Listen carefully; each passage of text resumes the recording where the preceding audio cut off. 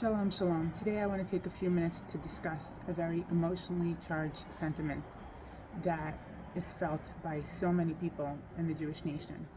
And that is, how dare we celebrate Yom Haatzmaut while going through this war with Gaza, when so many of us are plagued at night with visions of the hostages, of mothers who've lost sons, of children who are orphaned, pregnant widows, and the difficulty that we endure. And how can we celebrate a country after the country has failed to protect us on October 7th? And I understand and I feel all these emotions of difficulty, and it is hard. And I'm not saying that we should celebrate, with eat, drink, be merry, and party like there are no concerns in the world.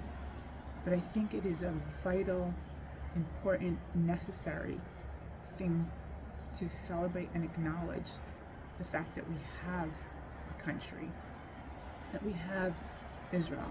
And the way that we should celebrate it, the way that I celebrate it is my custom to say Hallel on today and to thank God that we do have this country. And if we don't acknowledge this, and if we don't thank God, we are guilty of being a part of this messed up philosophy that's deteriorating the world that we live in today, called binary thinking. We are capable of holding two very distinct or even separate emotions at the same time. We can be angry and mourning because of everything that's going on because of October 7th and Gaza and Hamas. But at the same time, we can have a love and appreciation for this country. One does not negate the other. And in the world, that's what they're doing. People are not being grateful for the things that they have. If one thing is wrong, everything is bad. Now, if we see that and we trash this country and not acknowledge the gift that it is, we're guilty of this. This country is a great country. Yes, it failed miserable and it needs to be accounted for the things that happened October 7th, but the fact that we can pick up the pieces and fight an enemy that wants to utterly obliterate us, this is not something that we've had for thousands of years. And you know what? Look at this. Two things. I want to look at two separate things that make a very good point. First of all, since October 7th, Aliyah has risen. People want to come to Israel. What does that say? What does that say? That we have a country that they can come to? Because in all the countries, people are crashing down with anti-Semitism, and people want to be in the embrace, in the bosom of their family, where there's an army to fight for them, where they can vote for a government who should protect us, and if we have larger numbers, we can have the government that we want. But these are people, we're surrounded by people who care about our life.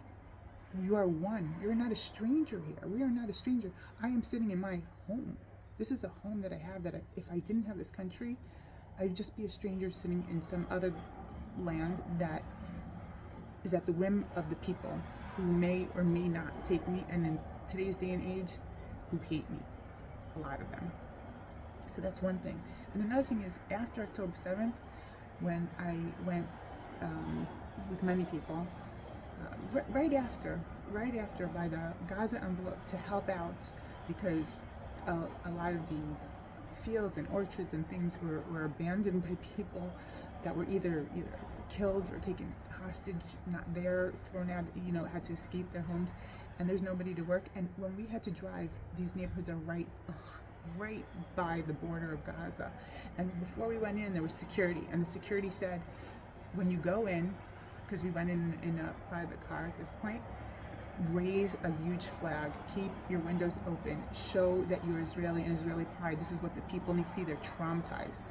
What the people need to see, the people who've gone through this, the people who are traumatized, they need to see the flag with the Magen David, the flag of our country, that yes, this is our country and we are your people and we are here to support you.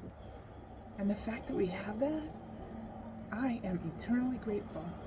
And the things that are bad and scary and whatever, we will overcome. Am Yisrael Chai. We are working on this And it's difficult. Yes, it's difficult.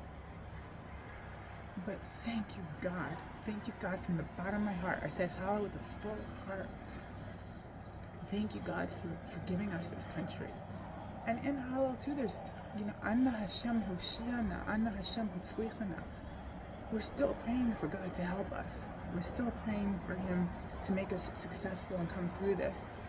And God willing, we will if we keep perspective and we don't let that take away from our gratitude from the things that we do have. And with that, I wish you all a Yom Haatzmaut full of deep meaning and celebration. And remember what the people there said. They said, we will dance again. We want to celebrate again. We want to get through the hurt. Only good things will happen when we appreciate what we do have and take that and move forward. Take care.